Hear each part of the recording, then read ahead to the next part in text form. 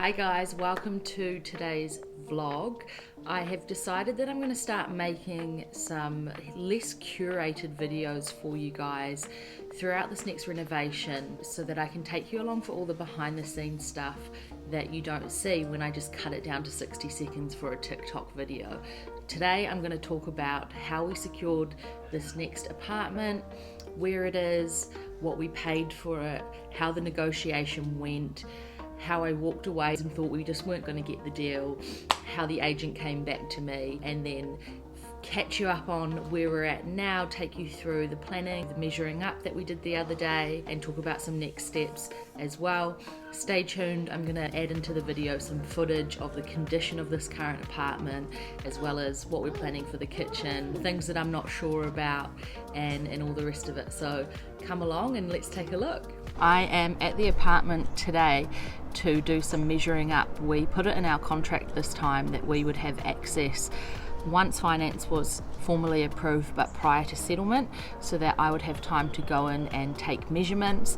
One of the lessons I learned from last time was how long things can take to arrive from overseas or interstate. We had problems with getting an induction cooktop or the right range hood, and so it kind of impacted my design choices, the budget a little bit. So I'm hoping that this time, by having access to go in ahead of time, not only is it going to save me time in terms of planning and already having a game plan from day one, from the day I collect keys, but also meaning that I might have more options in terms of selecting the products that I want to use, knowing that it's fine if it needs to take 2, 4, 6 weeks for them to arrive, because I'm getting in well in advance. So this is something that we asked for last time, and the real estate agents assured us, yes, it's fine, you can come in, we'll give you access to the property after finance. And then when it played out, they didn't actually allow us to. So this time we learned our lesson from that, and we have written it into the contract. The agent's going to meet me here shortly, and so I've got all of my gear here,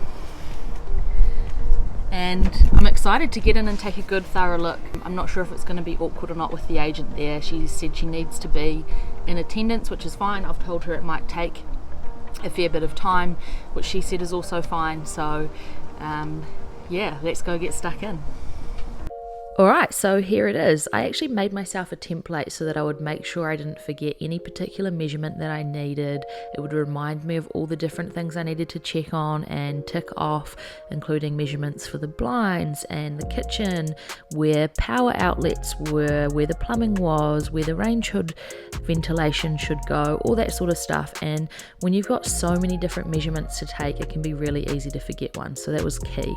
Here's the flooring here, which some of you have warned me might actually be asbestos and that I shouldn't have broken it up, so I'm definitely going to get that professionally tested.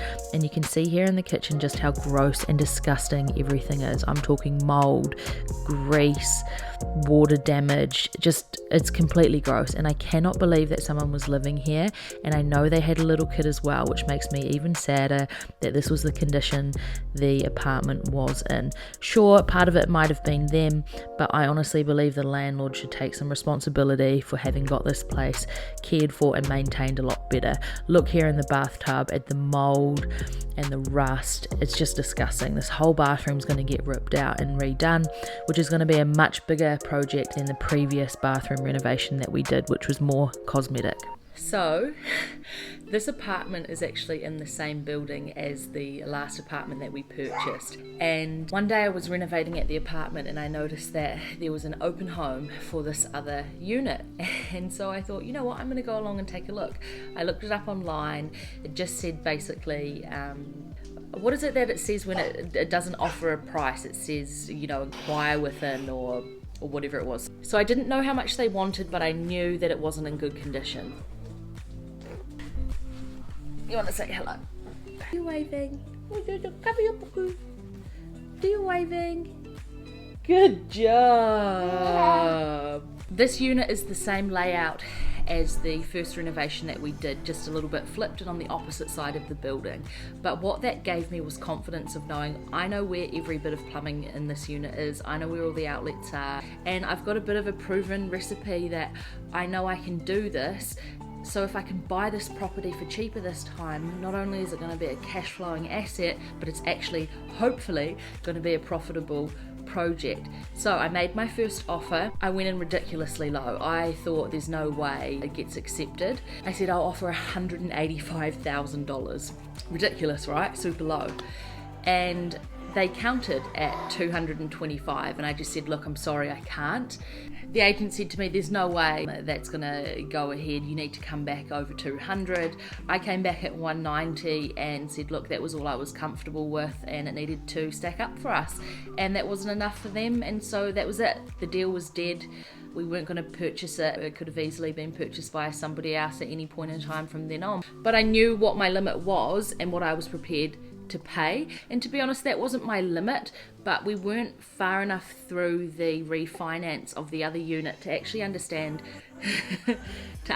what our profit was, and so I just wanted to be super conservative and not purchase it unless it was a real deal. So about 3 weeks later, the agent calls me up, Maddie, we've got a distress sale on another property, are you interested? I wasn't interested in that particular property, but I said, hey, can you go back to your seller on that unit I was negotiating and see if they're still interested? I'm still interested at 190. Has anything changed for them? I know it's sitting there. I know people aren't going to the open home. Let me know if they're interested. She goes back to her seller, bearing in mind that they'd had no other offers. It had been nearly a month. I had walked away. We continued to negotiate back and forward. 193, no. 195, no. I walk away again, and I thought, you know what? I'm done. I feel like I'm being pushed outside of my comfort zone on price. So the thing that probably worked in my favor with negotiating this deal was that we weren't actually quite in a position to purchase again yet, and so I wasn't dying to secure the property. It made me able to be less emotional about the purchase and quite happy to just walk away when I needed to, which I did a couple of times, whether it was just overnight or for a few days or for a few weeks. Eventually we landed on the purchase price, which I'm sure you all are dying to know. So we managed to secure this property for $197,000, which is approximately $40,000 less than the other unit that we purchased in this building. Hi.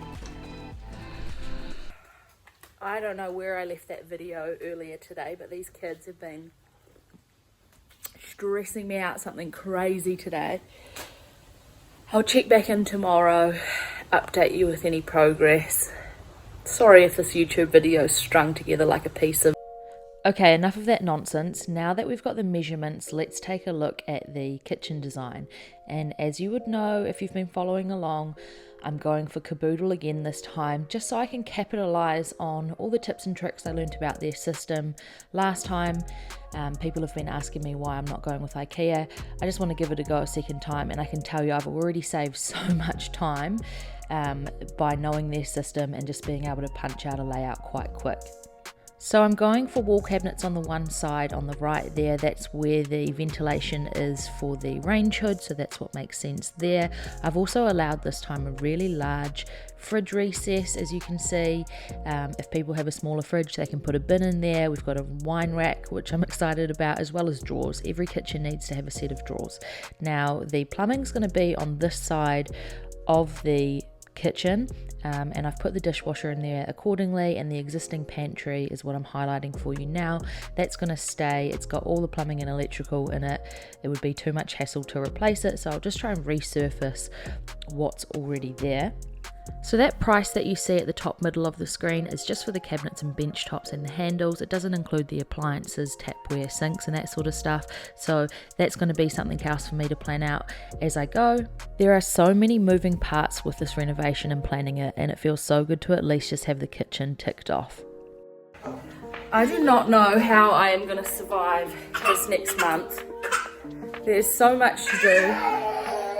Tom just got home last night. We've got a big list of things we have to do today. Are you ready? Okay, so things have been getting a little bit hectic lately, so Tom is just sorting us out, hi Tom, with a Google calendar that's shared so that we can basically have everything noted down between the two of us so that nothing's missed in between our personal lives, Tom's FIFO work roster, and all of our new renovation projects. So, do you guys like this? Do you like me showing you into our lives. If you do, it would be super supportive of me and the channel if you could hit the thumbs up, and if you haven't already, subscribe.